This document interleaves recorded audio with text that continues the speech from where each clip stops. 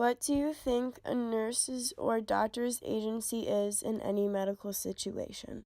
So for pertaining to agency, I think that you should uphold what the patient's wishes and follow those. So in the case of the DNR that you guys talked about in class, I really believe that the doctor should have listened to the wife, especially if the man was already unconscious and she was power of attorney, because she probably knew what he wanted, and by then she spoke his wishes, so she was given the power, and the doctor denied those wishes. And depending on what his quality of life was before and then after, it would have been better. It could have been better if the DNR was listened to, because depending on what the quality of life would have been after, he could have been hooked up to just life support and all that kind of stuff, where he really isn't living, he's just existing. And that would have been going directly against his wishes, which I don't think is good, because the patient always comes first, and you need to respect what they want. Um, and it's kind of like how they say pain is whatever the patient says it is. You have to listen to whatever the patient wants. And sometimes you might think, oh, you know best, and sometimes, you do know best, but depending on the situation, I think you definitely have to respect what the patient is wanting. And because they should be in charge of their care, because they know themselves more than anyone else does.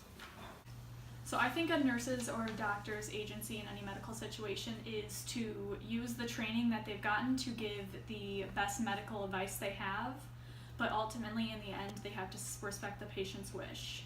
So in an example, if a patient does not want to be resuscitated or the family does not want them resuscitated, the doctor should give what they think that patient's chance of waking up is, or making a full recovery is, but ultimately they should respect the family or patient's wish in their care plan. What is an appropriate level of emotional attachment to attain with a patient before it becomes dangerous for a nurse's or doctor's own emotional health? Good.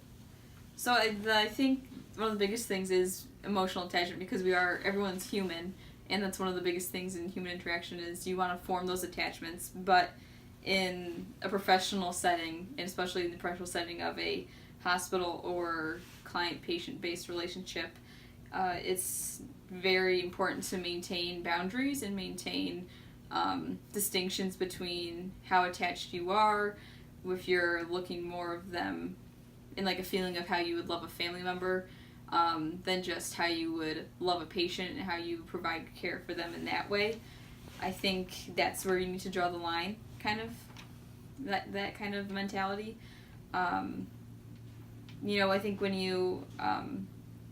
we always talked about in classes, you don't add the patient's family members or the patient on Facebook, because that's drawing a line and that's making you seem more of a friend, because, you friend someone on Facebook, but, you met them in the hospital, so you are someone who is providing care for them, not someone who is a friend, even though, you tried your best to speak to them like a friend, speak to them on that level they understand, and provide kindness to them, which is the most important part of the job.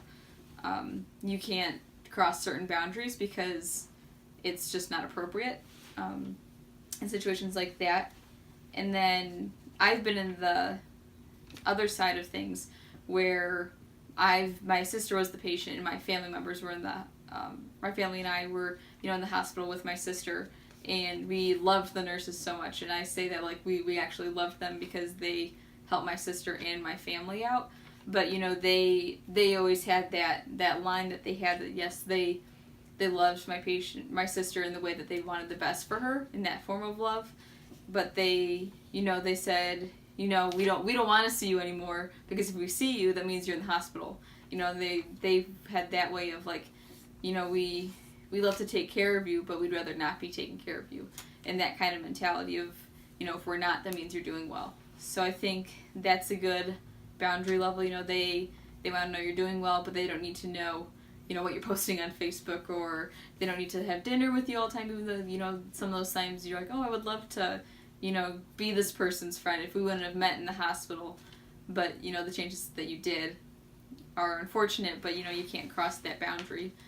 And I think now, since I've been in the setting of being from the patient perspective and now going to be healthcare perspective, it's going to be hard because I had that connection first, and so now it's going to be harder for me to, draw those boundaries and make sure I'm taking care of my own health and not getting attached, because you're a nurse, but you're a human. So you need to look at your own health and make sure you're helping yourself so that you can help others.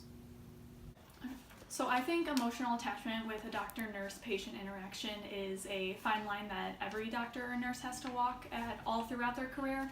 From the first day that you're practicing to the day before you retire, you always have to walk a fine line of emotional attachment, because you want to form that relationship with your patient and you want them to have trust and confidence in you to give them the best care you possibly can. But you also have to stay away from getting too emotionally attached, because in the nature of medicine, unfortunately, not everyone's going to make it, and you need to be able to provide the best care you can to your other patients if you lose a patient. So basically, you just have to walk that line between having a trust and relationship with your patient and watching and taking care of your own emotional stability.